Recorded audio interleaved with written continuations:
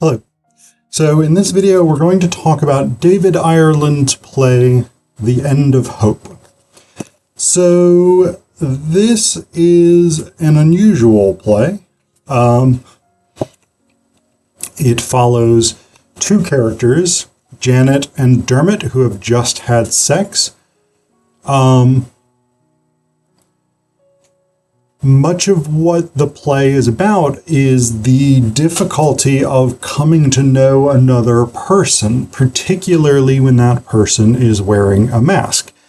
And I don't mean that just in the literal sense that Janet is wearing a mouse costume, and has been throughout the time they've had sex.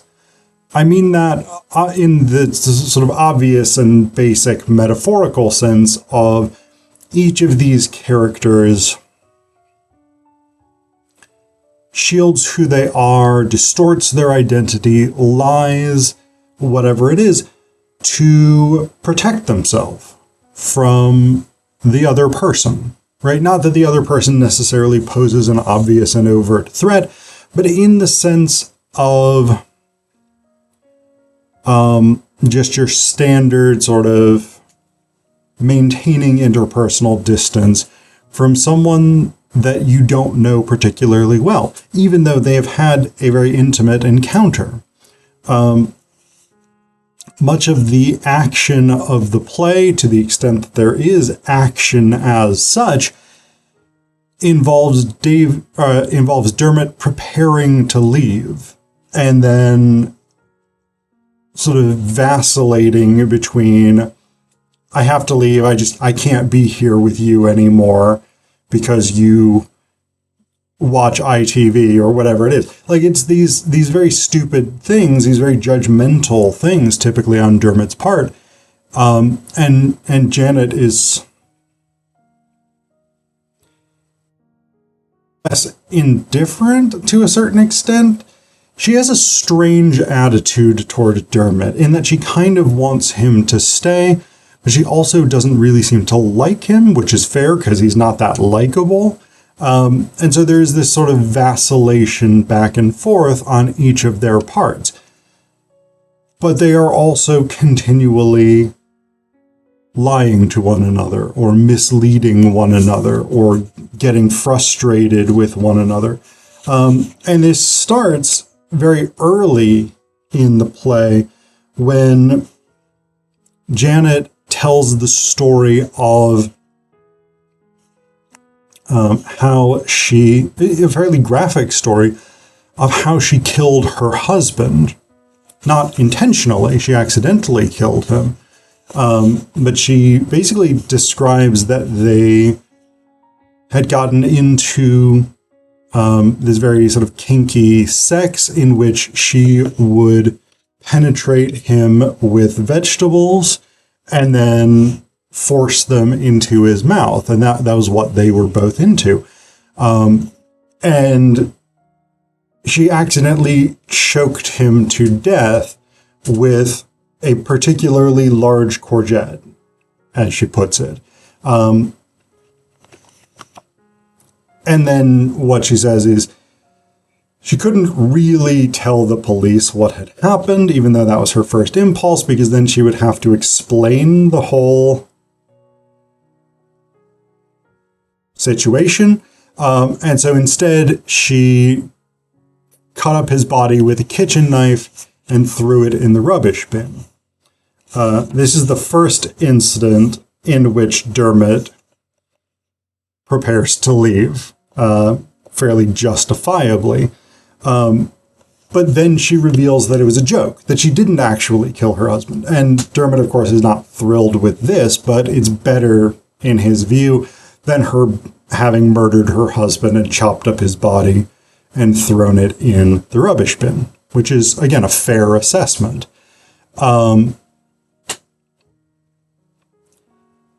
So all of that is that's the sort of thing that we have going on from Janet's part, is that she will often sort of tell these lies, but we also don't necessarily know whether all of the things she says are lies, right? So like, she gives an explanation for why she wears this mouse costume when having sex with men. Basically, she says that God told her to. And Dermot says, that's crazy. Why would God, if he did exist, want you to dress as a mouse? And Janet says, first of all, he does exist. I know because you watch documentaries on Channel 4 about African babies getting raped with bars of chocolate, you think there can't be a God. But there is. I've met him. And secondly, I'm ugly. I'm fat and I'm ugly. And if you see my face, you'll run away. Dermot says, I won't. Janet says, shut up. Can you do that? I hadn't had sex for 5 years, so this is what I did. I spoke to God about it. I said to God, I just want sex, that's all. No attachments, no love, just sex. And so God said, well, if you want that, why don't you just go out and get it? And I said, nobody wants me, I'm fat. And God said, well, lose some weight. And I said, I can't lose weight. I like eating too much. And God said, get some exercise. And I said, I hate exercising. And God says, well, I don't know what to fucking tell you. And I said, well, neither do I. And then God says, why don't you dress up as a mouse? And I'm like, what? And he says it again, dress up as a mouse. Cover yourself up so nobody will see what you look like. And I said to him, why a mouse? And God says, I don't know, why not? So I thought about it, and then I thought, well, fair enough. He's God, he must know what he's doing. And I started dressing like this. And sure enough, God was right. I'm having sex all the time now, and I'm very happy. So I'm not taking it off. That's the mouse costume. I'll take it off for God, but not for you. I've known God all my life. I've known you for about an hour and a half. So that's it. That's why I dress like a mouse. And of course, we don't know whether that's true or not. There's nothing in the play that suggests it's not, but it's also a very shockingly personal thing to have said to this guy that she doesn't really know, doesn't really trust, and doesn't really like. So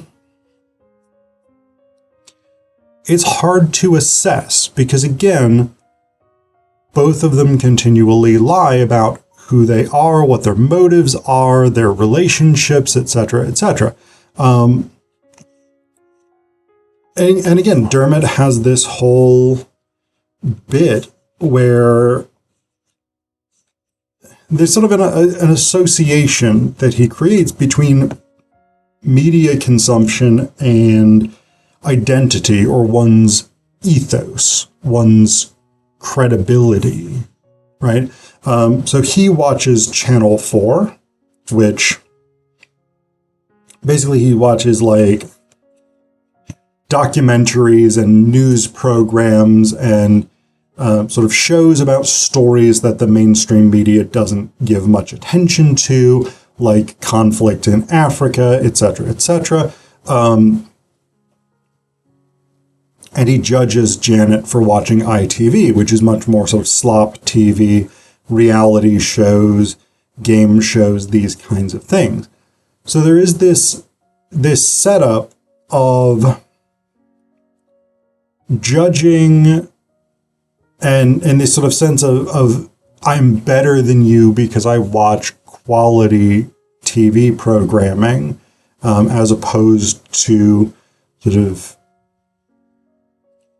escapist garbage TV. But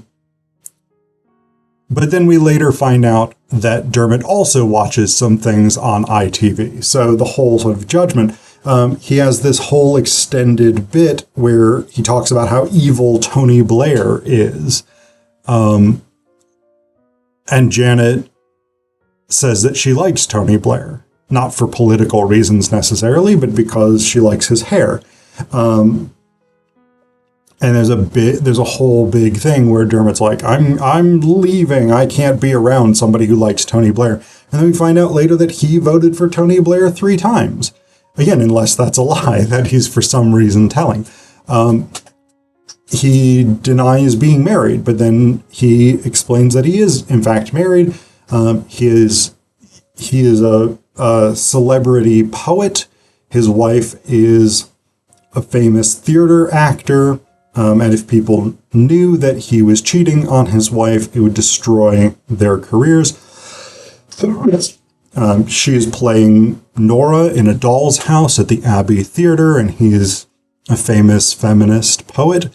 And so him having an affair would be detrimental to their reputations, etc., etc. So there's all of these things about sort of the difficulties of being honest, both being honest with other people and being honest with oneself in many ways.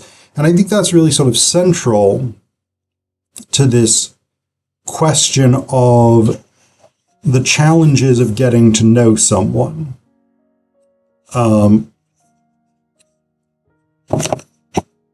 Right, and this is, I think, an important thing in the context of Northern Ireland, where David Ireland is from.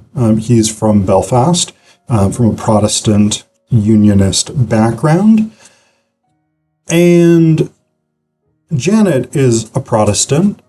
It's not 100% clear that she's a unionist as such. There's no real discussion of unionism versus republicanism, British versus Irish, in the way there is in some of David Ireland's other plays, like Not Now, for instance. But it's clear that she's a Protestant, and Dermot, for as much as he's now an atheist, was raised Catholic and still has many sort of Catholic values, Catholic ideologies, etc., etc. And of course, the sectarian divide between Protestant and Catholic has been central to the modern history of Northern Ireland. I mean, really, even beyond the modern history of Northern Ireland, going back to the 16th century with the Ulster plantations, this divide has been central to Northern Ireland's cultural makeup. And since the Good Friday Agreement, which is referenced in The End of Hope, one of the challenges that Northern Ireland has, with a greater or lesser degree of success, embraced, has been trying to unify the Catholic and Protestant populations, despite histories of violence, histories of opposition, a sense of an existential struggle between the two groups. And on a sort of macro national identity level, one of the things we can read The End of Hope as being about is the struggles of Northern Ireland, particularly of Northern Irish people, to figure out how to engage with people from the other side of the sectarian divide, because there is a distrust. There is a desire to maintain secrecy, maintain identity. And of course, many people in paramilitary groups, the IRA, the UDA, etc., did literally wear masks while engaged in paramilitary activity. And so again, there is that sense of unmasking as a gesture toward openness to the other. But there always remains that sort of question: have you really taken off the mask? Or is there another mask that you're still using to hide?